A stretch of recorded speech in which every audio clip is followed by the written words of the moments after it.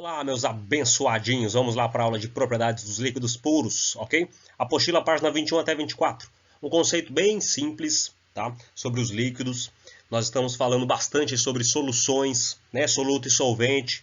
Nós vamos agora analisar as propriedades de alguns líquidos, tá? Vai ter gráfico, vai ter conta, para você que gosta de conta, para você que gosta de gráfico, vai ter gráfico, para você que não gosta de nada, vai ter do mesmo jeito, sacou? E é o seguinte, propriedade dos líquidos puros. Então vamos lá. Primeiramente,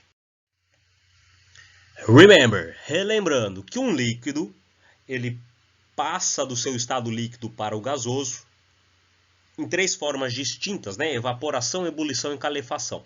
Mas vamos falar apenas de duas aqui. Evaporação e ebulição. Vamos lá. Evaporação e ebulição. Qual a diferença? Tem diferença? Tem. Qual é a diferença? Na evaporação, em um sistema, em um recipiente, eu tenho apenas as gotículas, as moléculas de água da superfície indo para o estado gasoso. Somente as moléculas da superfície.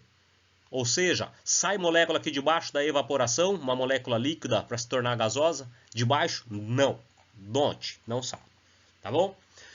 Na ebulição, eu já tenho a passagem do líquido para o gasoso, certo? Do estado líquido para o estado gasoso.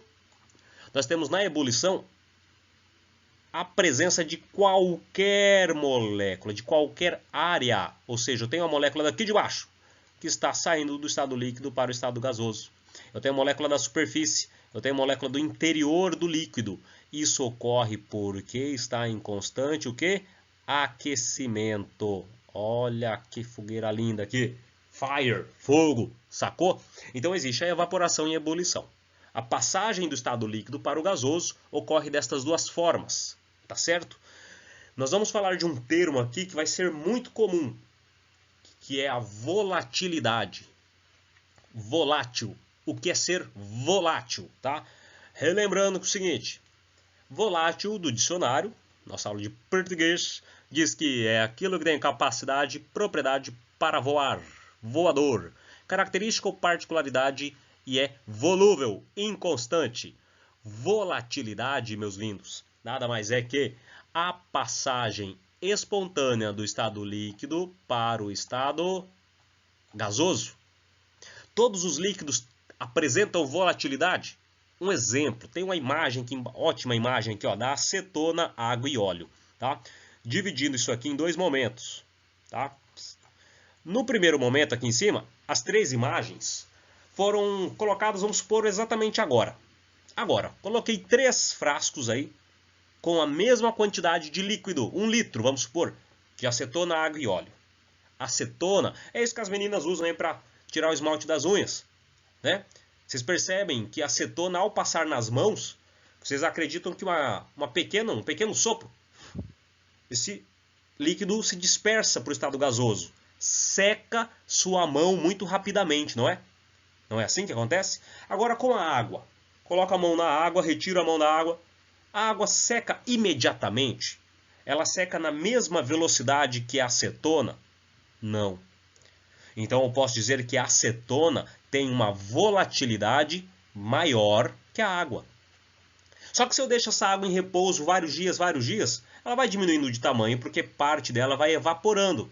Parte dela se torna volátil, certo? E o óleo, comparado com o óleo, posso deixar vários dias, que dificilmente as moléculas do estado líquido vão partir para o estado gasoso em temperatura ambiente. Então tem baixa volatilidade. Eu vou falar isso constante várias vezes. Volátil, menos volátil, mais volátil, tá certo? Sacaram isso? Então aqui nos 3 exemplos, qual substância é mais volátil? O que é ser volátil? Ir para o estado gasoso com maior facilidade. Acetona, água ou óleo? Acetona, isso mesmo. Então a acetona, ela tem uma volatilidade maior em relação à água, e a água, por sua vez, tem uma volatilidade maior que a do óleo, né? O óleo se desprende com muita dificuldade para o estado gasoso. Certo isso? Então, volatilidade nós vamos falar muito por aqui e vamos ver isso em gráficos. Olha que delícia. Tá? Vamos lá. Então, sabendo que as que os líquidos saem do estado líquido para o gasoso, isso chama-se volatilidade, nós vamos atribuir aí uma pressão, certo? Uma pressão que nós vamos chamar pressão de vapor de um líquido. A pressão máxima de vapor de um líquido ela é exercida pelos valores do equilíbrio com o estado líquido e gasoso. Professor, não entendi nada. Bem simples, ó. Temos aqui uma imagem, tá? Eu tenho aqui um recipiente com um certo líquido aqui dentro. Esse líquido está em ilustrativo, né? Tem umas bolinhas roxas aí, sacaram aí? Né? Tem as bolinhas aqui, esse líquido. Se nós fechamos aqui esse líquido, ó, está tampado. Fechou, está tampado. Vocês concordam comigo que em determinado momento, algumas moléculas do estado líquido vão sair do estado líquido e vai para o gasoso? Concordam comigo? Sim. Se eu deixo isso por mais tempo, vocês concordam que em determinado momento as moléculas que estão no estado gasoso vão bater aqui ó, na superfície da tampa e vão voltar para o estado líquido? Sim ou não? Sim, tá? Quando isso ocorre, eu atingi o equilíbrio entre a evaporação e a condensação. Entre a evaporação e a condensação. Quando eu tenho aí o equilíbrio da mesma quantidade de moléculas, uma vai para o estado gasoso, uma sai do gasoso e vai para o líquido, eu atingi o equilíbrio da pressão de vapor de um líquido. Então nós teríamos, se eu tenho aqui os três recipientes, acetona, água e óleo, e nós colocamos aqui um aparelho para verificar a pressão destes líquidos. Percebam que a acetona ela se evapora com grande facilidade. Então aqui eu vou ter uma força, aqui, concorda comigo? Uma pressão maior que a da água. Olha aqui o marcador aqui do barômetro aqui do nosso equipamento que está verificando a pressão. Ó. Olha a setinha aqui, ó. Está aqui, está alto. Agora veja aqui com a água.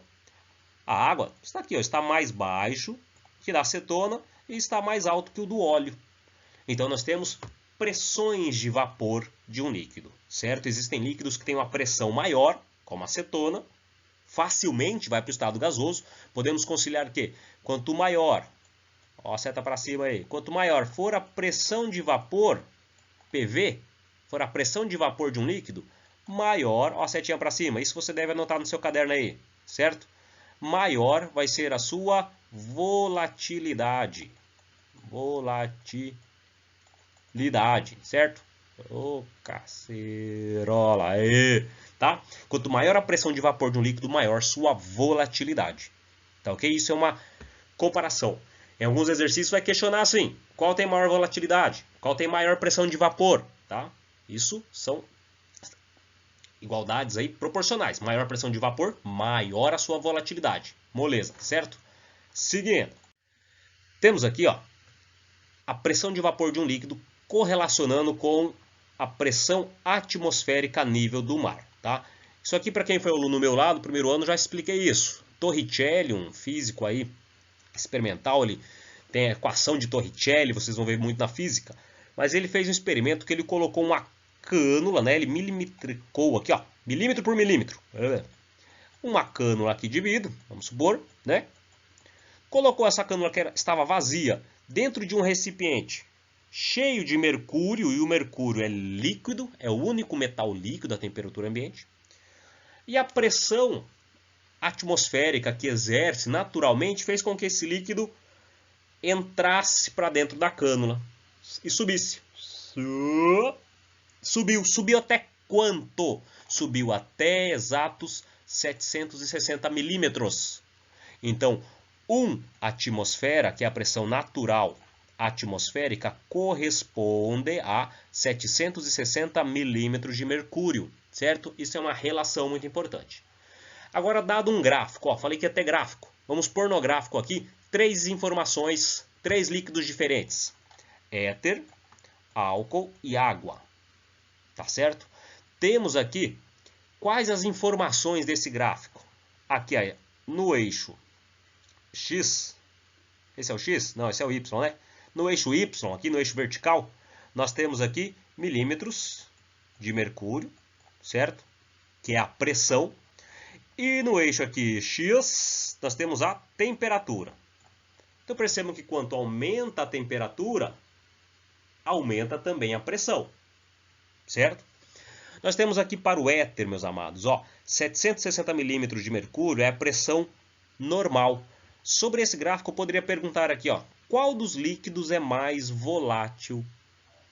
Qual dos líquidos é mais volátil? Como que eu vou saber isso, tá? Como? Simples, moçada. 760 milímetros de mercúrio, que é a pressão normal que nós temos aqui, tá? O éter, que é a linha que está em verde, vou pegar o verde aqui, que é essa linhazinha aqui, ó, que está em verde. Eu sei que a 760 milímetros de mercúrio, qual é a temperatura aqui, ó? 34,6. Ou seja, a 34 graus Celsius, ele já evapora. Rapidinho evapora. O álcool, ele precisa, em uma mesma pressão, ele precisa atingir aqui, ó, 78,3. E a água precisa atingir 100 graus Celsius, né, para entrar em ebulição. Mas qual dessas substâncias é mais volátil? Tá? O que eu disse no gráfico, no slide anterior? Que a pressão de vapor é igual a volatilidade. Volatilidade. Tá? Bonito aqui, né? Tá escrito volatilidade. Então, aquela substância que apresenta uma curva, pegou aqui? Uma curva mais próxima do eixo da pressão é que tem maior pressão de vapor. De novo, você copiar a substância que apresenta a sua curva mais próxima do eixo de pressão de vapor é que tem maior pressão de vapor, certo? Então, o éter que está mais próximo aqui, ó, que tem essa curva aqui mais próxima da pressão de vapor, é a substância que tem maior pressão de vapor. Qual o líquido é mais volátil? O éter. E depois é o álcool. E depois é a água. Mesmo gráfico poderia fazer uma outra pergunta. Qual a temperatura de ebulição, observando o gráfico, a nível do mar? Então, a nível do mar, amados, novamente, ó, 760 milímetros de mercúrio, o éter entra em ebulição, está aqui, ó, o ponto, exatamente a 34 graus Celsius. O álcool entra em ebulição a 78 e a água a 100 graus. Então, em um mesmo gráfico, é possível identificar qual tem maior pressão de vapor e qual é a temperatura de ebulição desse líquido. Sacou? Moleza? Vamos lá. Qual a influência, meus caros, ó, da altitude com a temperatura de ebulição? Certo? Isso aqui normalmente é visto lá no primeiro ano também, mas revendo isso, tá? Quanto maior for a altitude, menor é a pressão atmosférica. Consequentemente, o ponto de fusão é menor, tá? Aqui, o exemplo dessa tabelinha, olha, altitude 0 metros, nível do mar, tá? Qual é a ebulição da água? 100 graus Celsius. Agora, se eu estou aqui no alto desse cume, plantei um pé de roseira, o vento no cume bate, as rosas no cume cheira. Né? Já ouviram já esse poema? É muito bonito, do cume e da rosa. Diz o seguinte, quanto mais alto nós estivermos, a pressão atmosférica é menor, porque olha o tamanho da pressão atmosférica aqui, lindezas, ó. Tá aqui no gráfico, né? Mas o desenho, no registro, ó. Olha a pressão atmosférica a nível do mar, vem até aqui. Olha a pressão atmosférica no alto da montanha, vem só até aqui. Então é menor, né? É menor. Mas a temperatura de ebulição, ó, quanto maior for a altitude, 9.000 metros de altitude, olha a temperatura de ebulição é 70 graus Celsius. Ou seja, se estivermos em um mesmo momento, lá no alto do morro e a nível do mar, e iniciarmos o nosso aquecimento da água ao mesmo momento, quem atinge a ebulição primeiro? Quem está no alto da montanha ou quem está no nível do mar? No alto da montanha, porque a pressão atmosférica é menor. Tá certo? Temos uma tabelinha aí para comparar isso. Certo? Moleza aí, vamos ver isso em exercícios. Mas é moleza. Algo muito comum aí cair, ó, panela de pressão. Tá? O que a pressão faz? Por que ela cozinha mais rápido os alimentos? Porque no interior da panela nós temos uma pressão menor, né? Observe, é o tamanhozinho da pressão aqui, ó. Tá?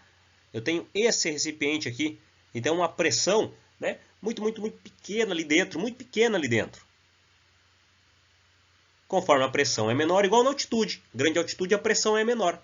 Com a pressão é menor, eu atinjo uma temperatura de ebulição mais rápida, tá? Eu atinjo uma temperatura de ebulição muito maior aí. Com a panela de pressão aqui, dentro, alguns casos pode ser que o líquido chegue a 101 graus Celsius. Perdão, a pressão é maior, né? Falei que era menor, não. A pressão é maior. Com a pressão aqui sendo maior, o líquido, a temperatura de ebulição, pode atingir 101 graus. Aumenta só um grauzinho, mas já é suficiente para cozinhar mais rápido o seu alimento. Tá certo? Vamos lá, vamos lá, lindezas. Nós temos agora aqui um diagrama de fases. Isso costuma cair muito, tá? Quando nós abordamos o assunto quanto às propriedades dos líquidos puros. É o seguinte, utilizando aqui um diagrama de fases para a água, tá? Vamos lá. Água. 760 mg de mercúrio é este ponto aqui da pressão. Percebam que ao aumentar a temperatura, que é o eixo aqui x, certo? Ao aumentar a temperatura aqui negativo, inferior que 0,098, menos 1, menos 2, menos 3, menos 4. Temperaturas negativas. Qual é o estado físico da água? Vai lá, responda agora lá no bate-papo. Valendo um crédito, vamos ver. Quem vai responder primeiro? Qual é o estado físico da água? Né? Estou marcando aqui, ó, 16 minutos de vídeo, vamos ver. Tá? É sólido, né, gente? Então, abaixo de 0 graus Celsius, a água é sólida, obviamente. Tá bom? É sólida. Então, esta região aqui do nosso gráfico de diagrama de fases compreende o estado sólido da água. Quando a água passa de 0 graus ali para 1 grau Celsius, ela atinge o estado líquido, certo? Então, a água, quando ela passa de 0 nesse patamar aqui de pressão, quando ela passa de 0 para 1, ela passa por estado líquido, correto? Passagem do sólido para líquido chama-se fusão. Então, aqui nós temos a curva de fusão da água. Está aqui em cima, né? O professor escreve de novo. Continuando, de líquido para gasoso, neste momento aqui, eu tenho a transformação do líquido para gasoso, nós chamamos de evaporação, vaporização, certo? De vaporização. Agora, uma pergunta que quero fazer a vocês. Alterando a temperatura, eu modifico o estado físico da água. Aquecendo ela, eu posso colocar de líquido e até gasoso. Agora, existe uma outra propriedade que eu possa fazer para alterar o estado físico da água sem alterar a temperatura? Responda lá no bate-papo, valendo um crédito. Qual outra forma possível de alterar o estado físico da água sem alterar a temperatura? Alterando a pressão. Se você respondeu pressão, parabéns, congratulations, tá? Pressão. Perceba que reduzindo a pressão da água sólida de 760 mg de mercúrio, reduzindo, amados, ó, diminuindo ela de 760, vamos pôr para 420, 300, diminuindo aí muito essa pressão. Pressão aproximadamente aqui, ó, de 4 milímetros de mercúrio. Tá muito baixa essa pressão. Essa água que está sólida, ela pode perfeitamente atingir o estado de vapor. Como é que chama um sólido transformando-se em vapor? Tá aqui. Chama-se sublimação. Então aqui nós temos uma curva de sublimação, a passagem do sólido para o gasoso, certo? E aqui, quando o líquido passa para o estado de vapor, nós temos também a vaporização.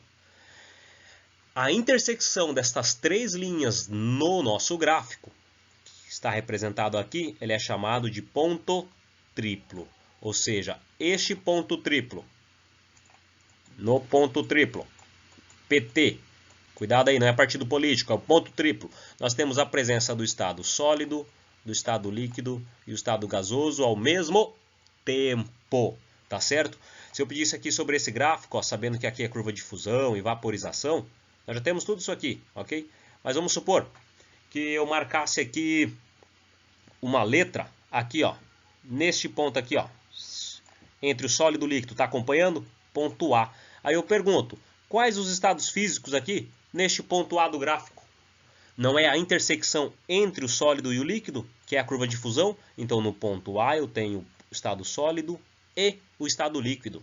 Assim como se eu questionasse aqui, neste ponto aqui da curva, ó, aqui é o ponto B. Vamos supor, no ponto B, quais são os estados físicos? Não é a transformação do líquido para o vapor? Então, aqui no ponto B, nós temos o líquido e o estado de vapor, ou seja, o estado gasoso. Tá certo? E se fosse aqui no ponto triplo, a intersecção dos 3 pontos, então nós teríamos os 3 estados físicos. Tá? Como que vai cair isso, professor? Onde cai isso na minha vida? Aqui, ó, pega lá sua apostila, página 58. Ligeiro, rápido. Tá bom? Ligeiro, rapideza. Fazendo aqui.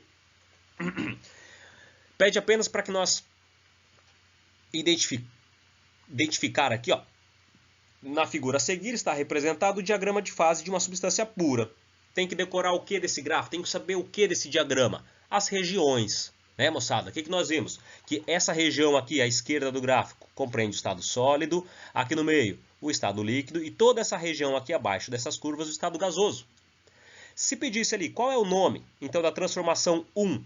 Aqui, ó. Transformação 1 não é sólido para líquido? Então, a transformação 1 é a nossa fusão. Fusão. Número 2. É líquido para o gasoso? Qual que chamaria aqui? Vaporização. Né? Ponto 3. Sólido para gasoso. Perceba que eu tenho sólido passando pelo estado líquido, atingindo o estado gasoso. Aqui eu teria o estado sólido, o estado líquido e o estado gasoso. Duas transformações, de sólido para líquido e líquido para gasoso. Agora aqui no ponto 4, ó, o sólido indo direto para o gasoso. É a nossa sublimação, né? O gelo seco, lá, substâncias que saem do estado sólido e vão direto para o estado gasoso. Sublimação. A pergunta é, nesse diagrama, a transformação denominada sublimação está representada então por qual ponto? Ó? Ponto de número 4. Letra D de jeans. Moleza, né, gente? Fazer mais um exemplo? Vamos lá. Aqui, ó, número 3. O diagrama de fases abaixo corresponde ao fluoreto de urânio 6. Nada de desesperar, é apenas a informação do nome desta substância aqui. Tá bom? Não viaja na maionese, é só o nome do composto. Diz que ele é formado em uma das etapas do processamento do mineral chamado yellow cake para o enriquecimento do urânio, certo? Tem um diagrama de fases aí, ele foi gentil, formou aí a região sólida, ó, né? Aqui no meio a região líquida do gráfico, aqui a substância gasosa. Pergunta: a partir do diagrama apresentado, pode determinar que o ponto de ebulição da amostra a 10 atm é de... É de qual é o ponto de ebulição dessa amostra a 10 atm? Moçada, tranquilo, né? Procura lá a pressão atmosférica a 10 atm. Onde está? Aqui, ó. 10 atm. Então eu tenho essa linha aqui. Vamos ver se consigo fazer reto. Milagre! Show de bola! Aqui está o patamar. Ele quer saber ponto de ebulição? Ebulição, meus lindos, já estudamos. É sólido para o líquido, líquido para o gasoso. O que é isso? Ebulição é a passagem do líquido para o gasoso, não é isso? Então aqui, passagem do líquido para o gasoso ocorre neste ponto aqui do gráfico. Olha que lindo. Neste ponto aqui do nosso gráfico.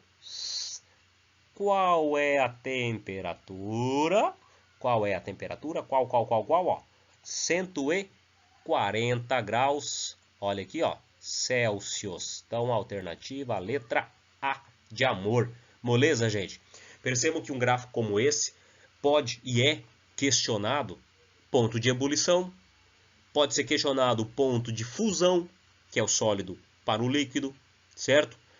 Não tem que fazer cálculo aqui nessa situação, não tem que fazer cálculo nenhum, né? Identifica no gráfico a pressão e localizamos a temperatura. Ou vice-versa. Ele poderia perguntar aqui, ó, a 80 graus Celsius, né, qual é o estado físico dessa amostra? Ia procurar 80 graus Celsius. Aqui está a temperatura, né? A pressão de 10 atm, ó. Qual seria o ponto? Seria esse. Qual é o estado físico apenas dessa região aqui? É líquido. Sacou isso? Muito fácil, né? Muito fácil. Vamos fazer mais um exemplo aqui. Vamos lá, gente. Exercício número 2. Adoro esse exercício aqui, que é onde o filho chora, a mãe não vê, tá? Porque é um exercício cheio de pegadinha. Presta atenção. Diz o seguinte: a pressão de vapor de um líquido é uma indicação da velocidade em que suas moléculas podem vencer as forças de atração que as mantêm unidas e passam para o estado gasoso. Né? Aquilo que nós falamos. A substância líquida, se nós aplicamos uma quantidade de energia, elas vão com mais facilidade para o estado gasoso. Calor é um exemplo, é isso que diz, uma quantidade maior de energia facilita essa fuga. Por isso, podemos esperar que a pressão de vapor de um líquido aumenta com o aumento da temperatura. Certo? Pressão de vapor, crianças, é aquilo que o líquido facilmente vai para o estado gasoso. Então, imagina se a gente aquece ainda esse líquido.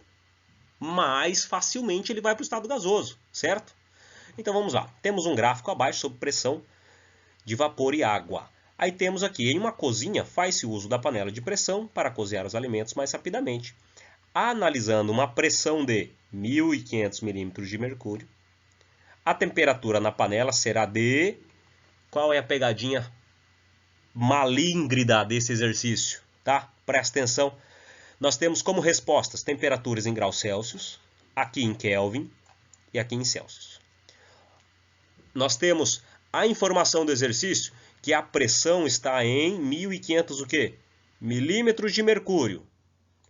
E no nosso gráfico eu tenho a pressão em atm e a temperatura em Kelvin. Pronto para ferrar vocês, né?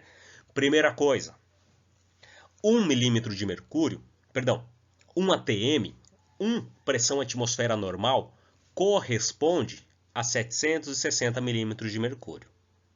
Tá?